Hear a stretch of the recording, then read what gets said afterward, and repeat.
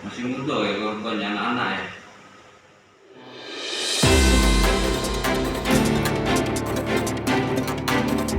Audio Jungle. Assalamualaikum warahmatullahi wabarakatuh. Selamat siang. Kembali lagi bersama saya Aprilianini Muharasita yang akan menemani kalian untuk informasi hari ini, Rabu di Palpos Channel.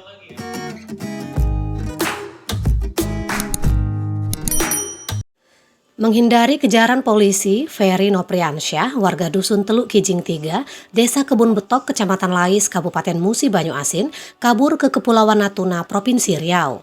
Namun pelarian Ferry masih terendus tim Puma Polres Banyu Asin. Tanpa perlawanan, Ferry yang merupakan komplotan aksi penjamretan yang sudah meresahkan masyarakat Kabupaten Banyu Asin dan menjadi target operasi polisi dapat ditangkap tanpa perlawanan. Ferry ditangkap tim Puma dipimpin Kanit Pidum Ibda Chandra di tempat persembunyiannya Minggu 15 Agustus 2021. Kasat Reskrim Polres Banyu Asin AKP M. Ikang Adiputra mengatakan penangkapan Ferry bekerja sama dengan kepolisian di Natuna.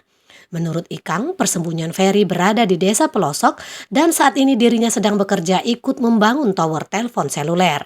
Tanpa perlawanan, Ferry dapat ditangkap ketika sedang tertidur. Ditegaskan Ikang, pihaknya tidak main-main untuk ungkap kasus, sampai kemanapun pelaku akan dikejar.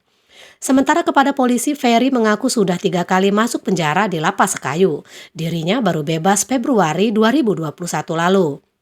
Ditambahkan Ferry, dia beraksi melakukan jambret di wilayah Banyu Asin bersama rekannya Supardi alias Apung yang sudah tertangkap. Laporan Zaironi dari Polres Banyu Asin untuk Anda.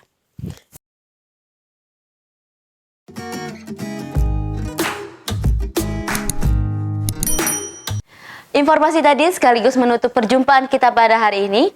Terus nantikan informasi terbaru yang akan kami sajikan untuk Anda. Saya Aprilianini Muharasita mohon undur diri. Jangan lupa like, comment, subscribe Palpos Channel. Terima kasih. Wassalamualaikum warahmatullahi wabarakatuh.